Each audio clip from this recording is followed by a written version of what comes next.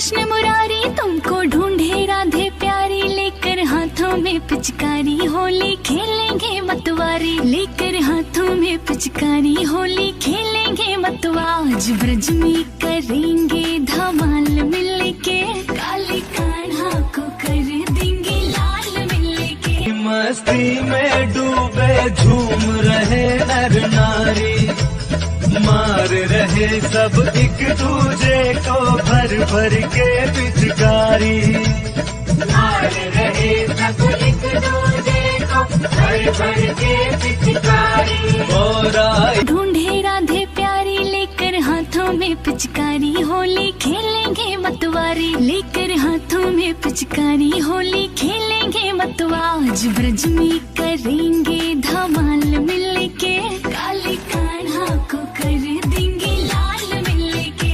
रंग बरसे भीगे चुनर वाली, रंग बरसे, अरे रंग बरसे भीगे चुनर वाली, रंग बरसे।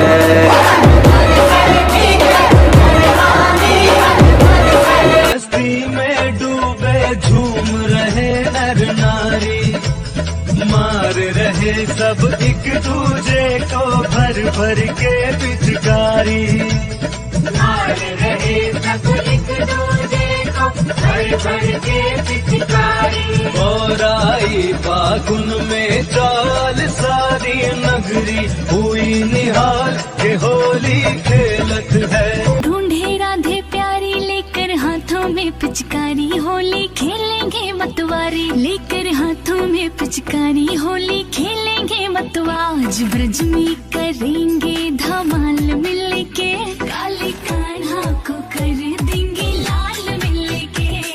भीगे चुनर वाली, रंग बरसे, अरे रंग बरसे भीगे चुनर वाली, रंग बरसे।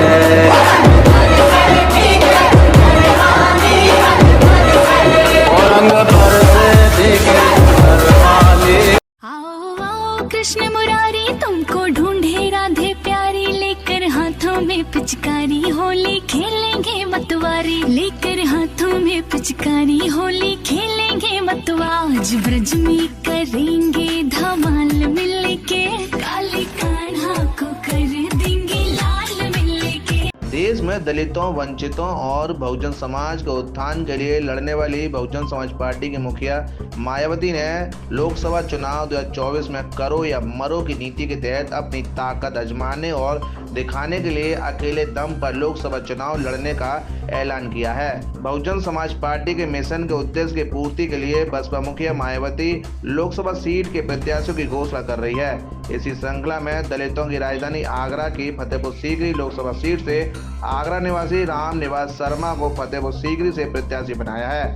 दिनांक 23 मार्च दिन शनिवार को सैया में हुए बहुजन समाज पार्टी कार्यकर्ता सम्मेलन में मुख्य अतिथि के रूप में आए बसपा के महासचिव मुनका दली ने बसपा मुखिया के निर्देशानुसार राम निवास शर्मा की फतेहपुर सीकरी लोकसभा सीट का प्रत्याशी घोषित किया है। बसपा संसदीय क्षेत्र के जातिगत समीकरण को ध्यान में रखकर प्रत्याशियों का चयन बसपा कर रही है। बसपा महासचिव बाबू मुनका दली ने बताया कि मैनपुरी सीट से जल्द ही प्रत्याशी घोषणा कर दी जाएगी।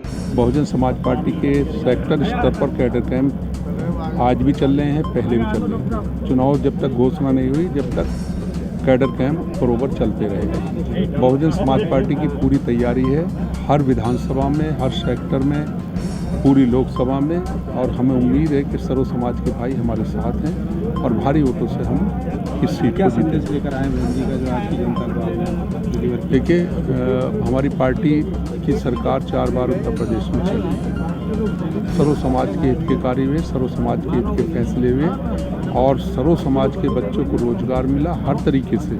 वही हमारी पार्टी का संदेश है। अगर बहुजन समाज पार्टी की सरकार बनती है और बहुजन समाज पार्टी के ज़्यादा सांसद जीतते हैं, सरकार बनती है, तो सर्व समाज जानता है, खासतौर से उत्तर प्रदेश का, कि किस तरीके से सर्व समाज के हित में फैसले हुए, कैसी सरकार चलाई। अगर आज किसी से पूछोगे तो सिर्फ एक ही बात कहेगा कि आज़ादी से आज तक अगर सरकार किसी की चली तो बहुजन समाज पार्टी की। समीकरण सीधे सीधे हैं। सबसे पहले तो ब्राह्मण समाज के भाई पूरी तरीके से काफ़ी समय से बहुजन समाज पार्टी के साथ हैं। प्रत्याशी का नाम भी लीजिए। रामनिवास जी, पंडित रामनिवास शर्मा जी, हमारी आदरणीय बहन जी के निर्देश पर आज हमने उन्हें घोषित किया है। उनके साथ उनका अपना समाज है और उसके साथ साथ सर्व समाज के भाई हैं। यही हमारी जीत का असली दिवस है। एक अलग सवाल पूछेंगे, दिल्ली का जो केजरीवाल ने मुद्दा किया है, क्या कहना चाहेंगे? सरकारी मशीनरी का मिसयूज हो रहा है। देखिए, मैंने अभी स्टेज से भी कहा था कि सरकार ने डिक्टेटरशिप है। जितने राजनीतिक दल हैं देश के अंदर, एक भाजपा को छोड़ सारे के सारे पापी और गुंडे और फिसादी हैं। केवल भाजपा ही दूध की धुली हुई है। ना भाजपा के लोगों ने कभी जो है भ्रष्टाचारी की है और ना ही वो अपने आप को मानते हैं हम भ्रष्टाचारी नहीं हैं, बाकी सब भ्रष्टाचारी हैं। ये एक अन्याय है। ये तो एक तरीके से राजनीतिक स्तर खत्म कर दिया इन लोगों ने। ये कोई राजनीति थोड़ा ही है। तो ये तो एक तरीके से ये मान के चलिए, ये तो डिक्टेटरशिप है इन लोगों की। जिसे चाहें जिसकी ताकत का इस्तेमाल कर रहे हैं, सरकार का इस्तेमाल कर रहे हैं। सारी जो ये नहीं ईडी सीबीआई वगैरह जितने भी इनके वो है यूनिट है, सबको इस्तेमाल करके और सबको प्रेशर बनाया कि सबको कमज़ोर करना चाहते हैं। लेकिन ये जनता को कमज़ोर नहीं कर सकते। जनता इन्हें जवाब देगी चुनाव में, हरा लगेगा। जहाँ तक लोकसभा चुनाव की बात करें तो सब लोग कहते हैं कि हम सारी सीट जीतेंगे, लेकिन हम भी ये कहते हैं कि हम ज़्यादा से ज़्यादा सीट उत्तर प्रदेश के अंदर लाएंगे। उसका कारण है कि बहुजन समाज पार्टी किसी समझौते पे नहीं है, ना एनडीए में है ना इंडिया में है। बहुजन समाज पार्टी अपने बल पर है। चुनाव की पूरी तैयारी है। चुनाव जनता के पीछे लड़ूंगी, जनता लड़ाएगी। ये जनता के साथ हूँ, जनता मेरे चुनाव लड़ाएगी और जीत के पार्लियामेंट में पहुँचूंगा।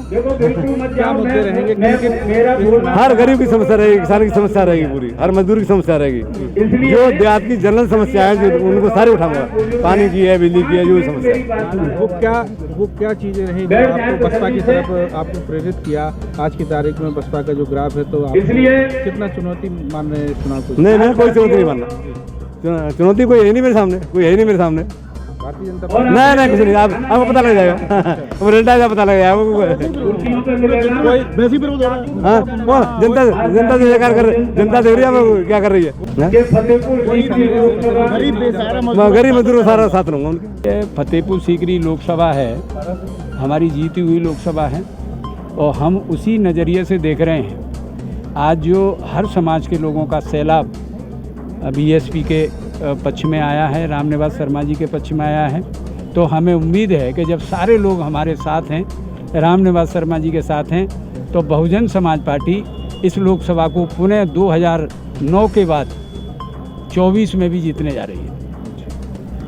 पूरे मंडल में बसपा की लगभग 4 सीटें हैं। हाँ, 3 घोषित हो गई हैं, एक जो सीट बची हुई है। चारों घोषित हो गई। आज मथुरा की घोषित हो गई। कमलाकांत उपमन्यु जी वो हो गई।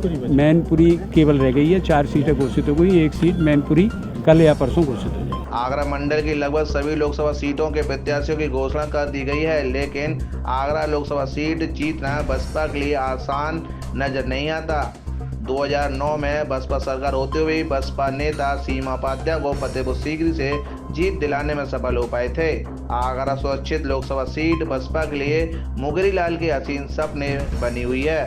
2014 में फतेहपुर सीकरी लोकसभा हारने के बाद बसपा का ग्राफ लगातार गिरता आ रहा है। पिछली बार भाजपा के राजमत चाह ने सभी को पछाड़ते हुए अपने प्रतिद्वंदी कांग्रेस के प्रत्याशी राज बब्बर को लगभग 5 लाख मतों से हराकर जीत हासिल की थी। बसपा को लोकसभा चुनाव 2019 में फतेहपुर सीकरी पर 30 नंबर पर सफर करना पड़ा था। बसपा प्रत्याशी रामनिवास शर्मा को जीत हासिल करने के लिए एक बड़ी चुनौती का सामना करना पड़ेगा। फिलहाल देखना होगा कि बसपा प्रत्याशी फतेहपुर सीकरी रामनिवास शर्मा तीसरे नंबर से पहले नंबर तक आने में कौन से राजनीतिक गणित का इस्तेमाल करेंगे। 7 इंडिया न्यूज़ के लिए ब्यूरो रिपोर्ट।